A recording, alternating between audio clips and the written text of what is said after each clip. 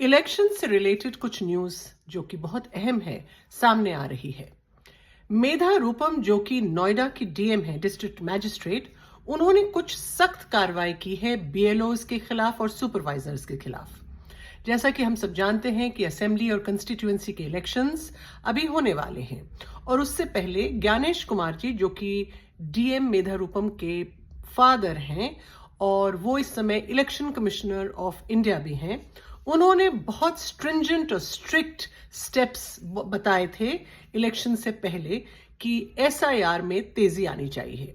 SIR मतलब special intensive revision of the electoral rolls, which means जितने भी election में वोटर्स हैं, जो वोट डालने के लिए मतदाता हैं, उनकी वापस से रिवीजन हो कि कुछ चले गए हैं, कुछ हैव डाइड, कुछ सम हैव पास्ड अवे, कुछ व्हाटएवर रीजंस, आपको एक नई वोटर लिस्ट देनी है ताकि रिगिंग ना हो, कोई फ्रॉड ना हो और सही और जो प्रेजेंट वोटर्स हैं सिर्फ वही वोट डाल पाए। इसके लिए एक पूरा प्रोसेस बताया गया था एसआईआर में, जिसमें कुछ बीएलओज अपॉइंट किए गए थे और कुछ सुपरवाइजर्स अपॉइंट किए गए थे। नोएडा में जो कि डीएम है मेधा रूपम, उन्होंने इस पे एक सख्त कार्रवाई की है।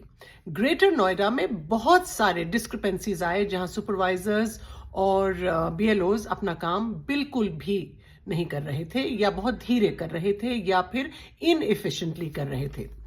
तो जो वोटर लिस्ट का टाइम दिया गया है वो 4 नवंबर से 4 दिसंबर के बीच का है, विच मीन्स जो इलेक्शन की जो लिस्ट आनी है, पूरी final list of the actual voters, वो इस एक महीने में कंप्लीट होनी है।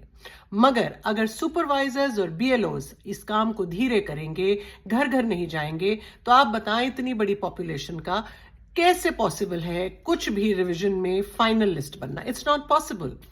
तो जो सुपरवाइजर्स और बीएलओज थे, क्योंकि वो घर घर नहीं जा रहे थे, वो एक आध जगह बैठ के कह रहे थे भाई आप लोग हमारे पास आए, लोग बूढ़े हैं, लोग बिजी हैं।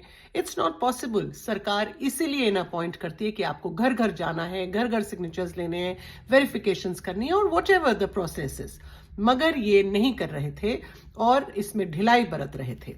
तो मेधा रूपम ने इसमें बीच में आकर स्ट्रिक्ट कार्रवाई करके एफआईआर्स लॉन्च कराई हैं।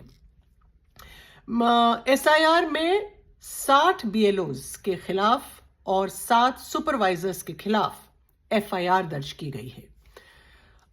इनसे जब कहा गया कि वोटर लिस्ट बनाओ और इन्होंने ढिलाई बरती, इसमें से 3 तहसीलों में ये पूरी नोएडा और ग्रेटर नोएडा बटी हुई है, जिसमें हमारा आता है दादरी डिवीजन, नोएडा डिवीजन और जेवर डिवीजन।